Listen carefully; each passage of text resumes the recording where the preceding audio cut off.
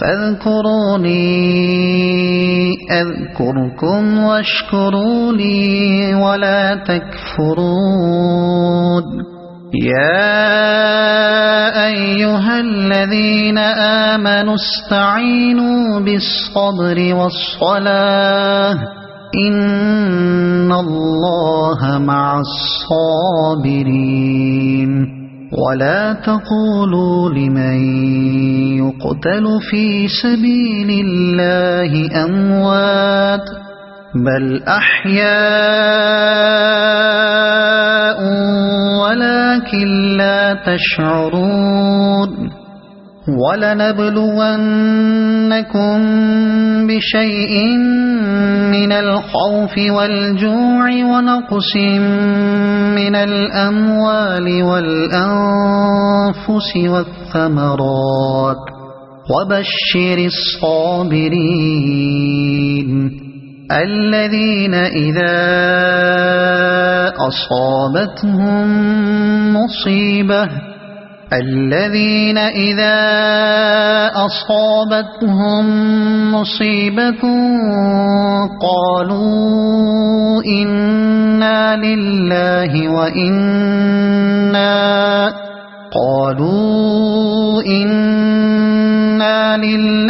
وإنا إليه راجعون أولئك عليهم صلوات من ربهم ورحمة وأولئك هم المهتدون إن الصفا والمروة من شعائر الله فمن حج البيت أو اعتمر فلا جناح عليه أن يطوف بهما ومن تطوع خيرا فإن الله شاكر عليم إن الذين يكتمون ما أنزلنا من البينات والهدى من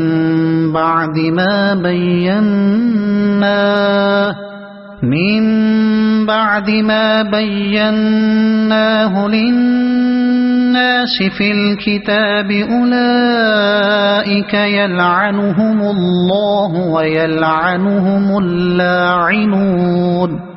إلا الذين تابوا وأصلحوا وبينوا فأولئك أتوب عليهم وأنا التواب الرحيم إن الذين كفروا وماتوا وهم كفار أولئك عليهم لعنة الله والملائكة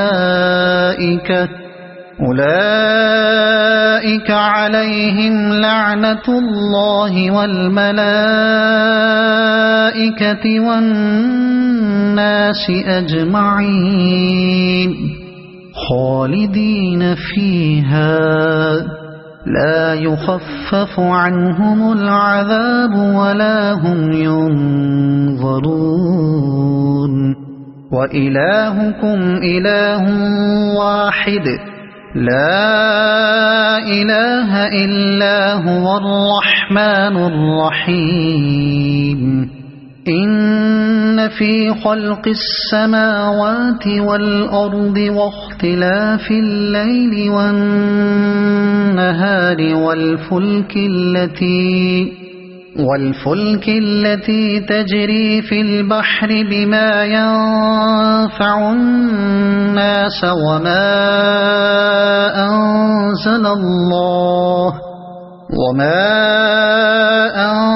أنزل الله من السماء من ماء فأحيا به الأرض بعد موتها وبث فيها من كل دابة وتصريف الرياح والسحاب المسخر بين السماء والأرض لآيات لقوم يعقلون ومن الناس من يتخذ من دون الله أندادا يحبونهم كحب الله والذين آمنوا أشد حبا لله ولو يرى الذين ظلموا إذ يرون العذاب أن القوة لله جميعا وأن الله شديد العذاب إذ تبرأ الذين اتبعوا من الذين اتبعوا ورأوا العذاب وتقطعت بهم الأسباب وقال الذين اتبعوا لو أن لنا كرة فنتبرأ منهم كما تبرؤوا منا كذلك يريهم الله أعمالهم حسرات عليهم وما هم بخارجين من النار يا أيها الناس كلوا مما في الأرض حلالا طيبا ولا تتبعوا خطوات الشيطان إنه لكم عدو مبين إنما يأمركم بالسوء والفحشاء وأن تقولوا على الله ما لا تعلمون وإذا قيل لهم اتبعوا ما أنزل الله قالوا بل نتبع ما ألفينا عليه آباءنا أولو كان آباؤهم لا يعقلون شيئا ولا يهتدون ومثل الذين كفروا كمثل الذي ينعق بما لا يسمع إلا دعاء ونداء صم بكم عمي فهم لا يعقلون يا أيها الذين آمنوا كلوا من طيبات ما رزقناكم واشكروا لله إن كنتم إياه تعبدون إنما حرم عليكم الميتة والدم ولحم الخنزير وما أهل به لغير الله فمن اضطر غير باغ ولا عاد فلا إثم عليه إن الله غفور رحيم إن الذين يكتمون ما أنزل الله من الكتاب ويشترون به ثمنا قليلا أولئك ما يأكلون في بطونهم إلا النار ولا يكلمهم الله يوم القيامة ولا يزكيهم ولهم عذاب أليم أولئك الذين اشتروا الضلالة بالهدى والعذاب بالمغفرة فما أصبرهم على النار ذلك بأن الله نزل الكتاب بالحق وإن الذين اختلفوا في الكتاب لفي شقاق بعيد ليس البر أن تولوا وجوهكم قبل المشرق والمغرب ولكن البر من آمن بالله واليوم الآخر والملائكة والكتاب والنبيين وآتى المال على حبه ذوي القربى واليتامى والمساكين وابن السبيل والسائلين وفي الرقاب وأقام الصلاة وآتى الزكاة والموفون بعهدهم إذا عاهدوا والصابرين في البأساء والضراء وحين البأس أولئك الذين صدقوا وأولئك هم المتقون يا أيها الذين آمنوا كتب عليكم القصاص في القتلى الحر بالحر والعبد بالعبد والأنثى بالأنثى فمن عفي له من أخيه شيء فاتباع بالمعروف وأداء إليه بإحسان ذلك تخفيف من ربكم ورحمة فمن اعتدى بعد ذلك فله عذاب أليم ولكم في القصاص حياة يا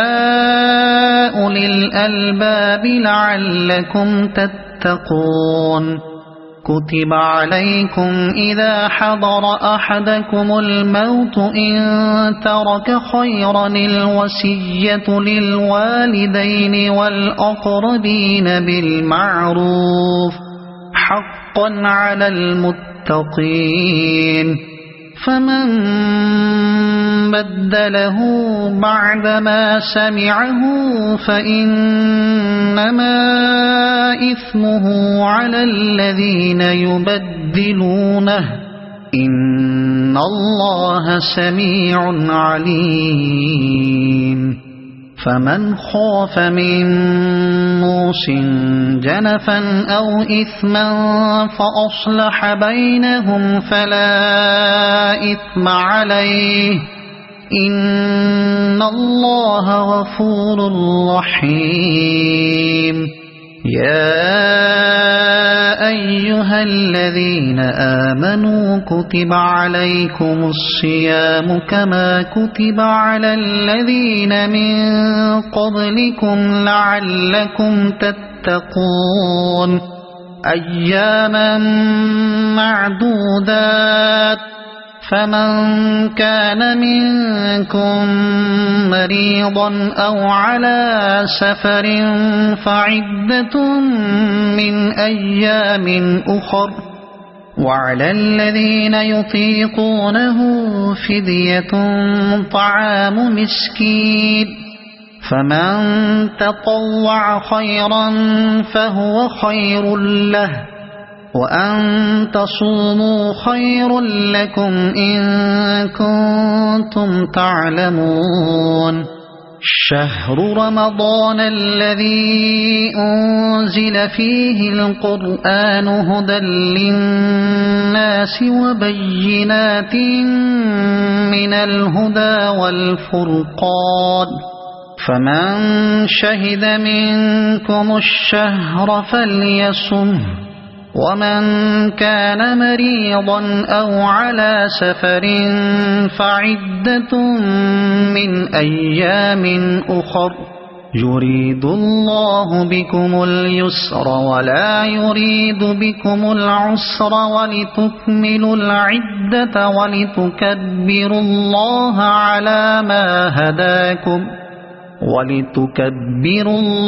على ما هداكم ولعلكم تشكرون وإذا سألك عبادي عني فإني قريب أجيب دعوة الداع إذا دعان فليستجيبوا لي وليؤمنوا بي لعلهم يرشدون أحل لكم ليلة الصيام الرفث إلى نسائكم هن لباس لكم وأنتم لباس لهن علم الله أنكم كنتم تختانون أنفسكم فتاب عليكم وعفى عنكم فالآن باشروهن وابتغوا ما كتب الله لكم وكلوا واشربوا حتى يتبين لكم الخيط الأبيض من الخيط الأسود من الفجر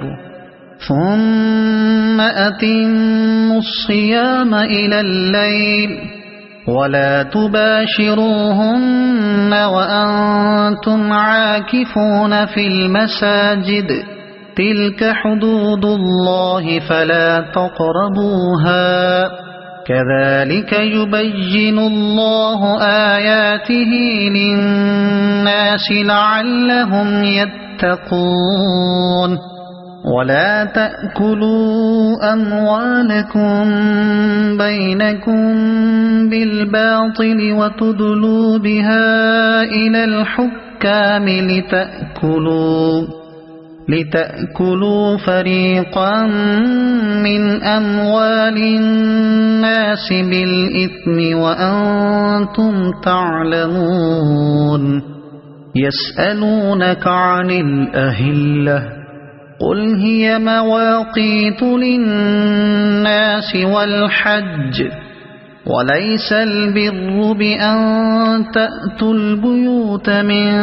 ظهورها ولكن البر من اتقى وأتوا البيوت من أبوابها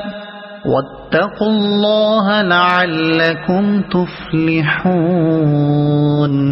وقاتلوا في سبيل الله الذين يقاتلونكم ولا تعتدوا إن الله لا يحب المعتدين واقتلوهم حيث ثقفتموهم وأخرجوهم من حيث أخرجوكم والفتنة أشد من القتل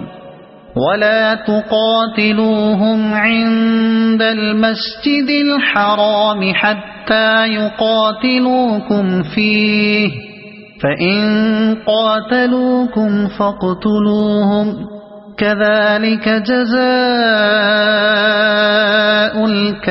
الكافرين فإن انتهوا فإن الله غفور رحيم وقاتلوهم حتى لا تكون فتنة ويكون الدين لله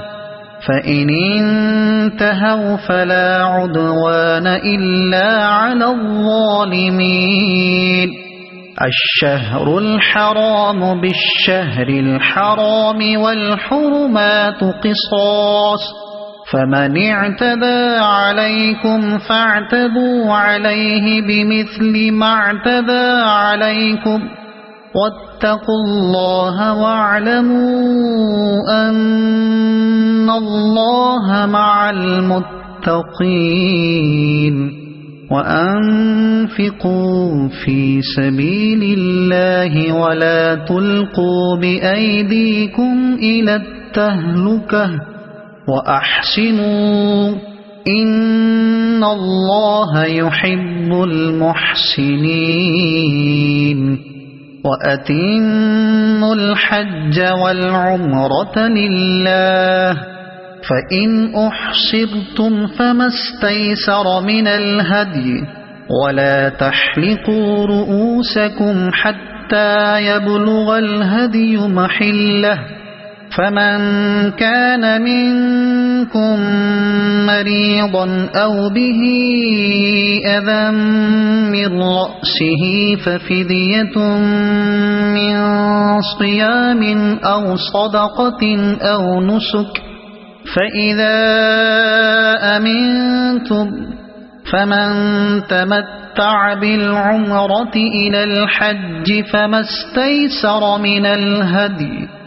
فمن لم يجد فصيام 3 أيام في الحج و7 إذا رجعتم تلك 10 كاملة ذلك لمن لم يكن أهله حاضر المسجد الحرام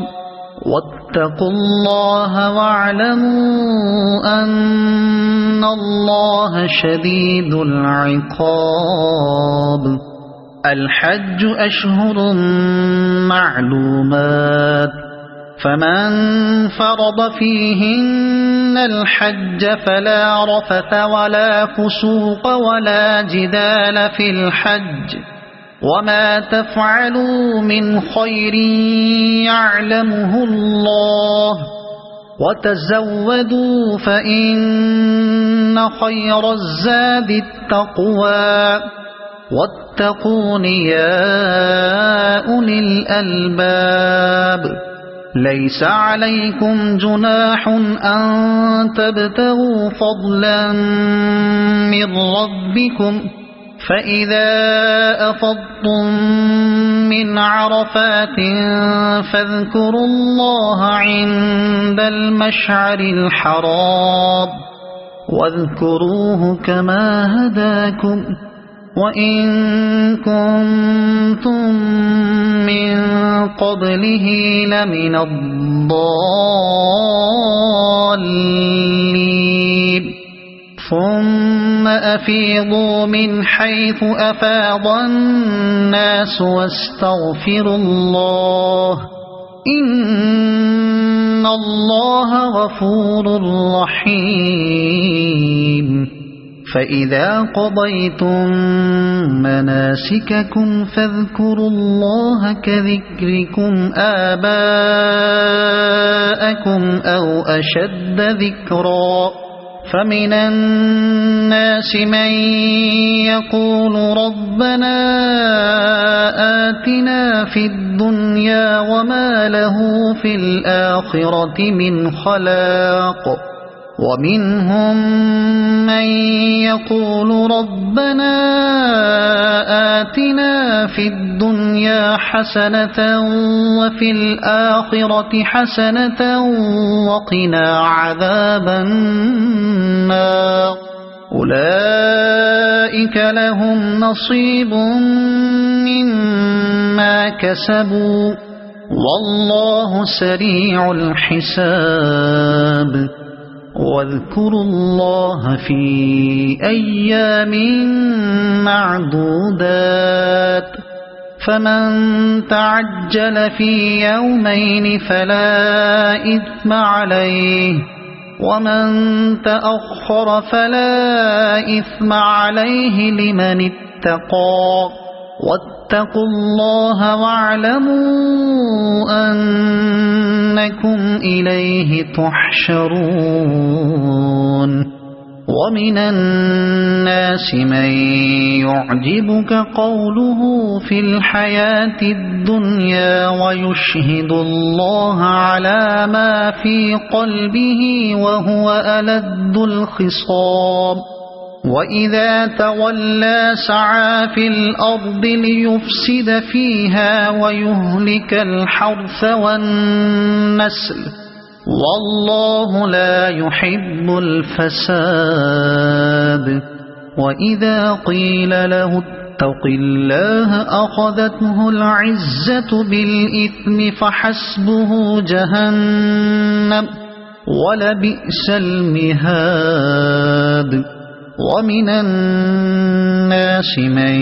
يشري نفسه ابتغاء مرضات الله والله رؤوف بالعباد يا أيها الذين آمنوا ادخلوا في السلم كافة ولا تتبعوا خطوات الشيطان إنه لكم عدو مبين فإن زللتم من بعد ما جاءتكم البينات فاعلموا أن الله عزيز حكيم هل ينظرون إلا أن يأتيهم الله في ظلل من الغمام والملائكة وقضي الأمر وإلى الله ترجع الأمور سل بني إسرائيل كم آتيناهم من آية بينة ومن يبدل نعمة الله من بعد ما جاءته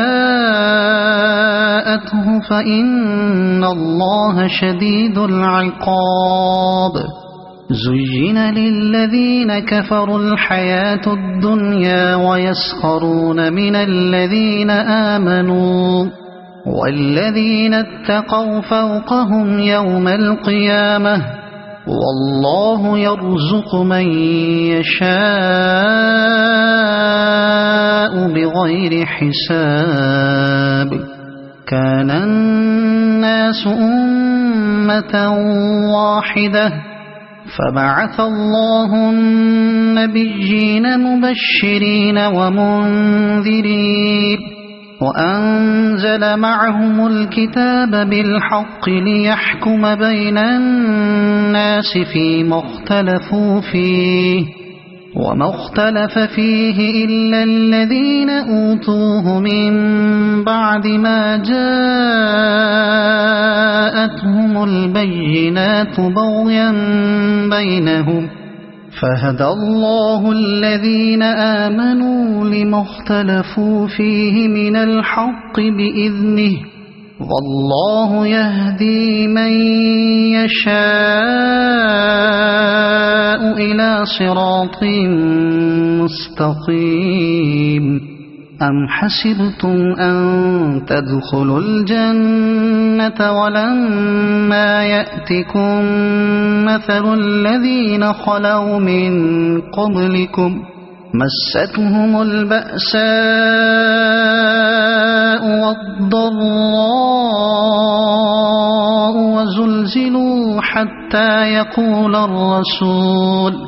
وزلزلوا حتى يقول الرسول والذين آمنوا معه متى نصر الله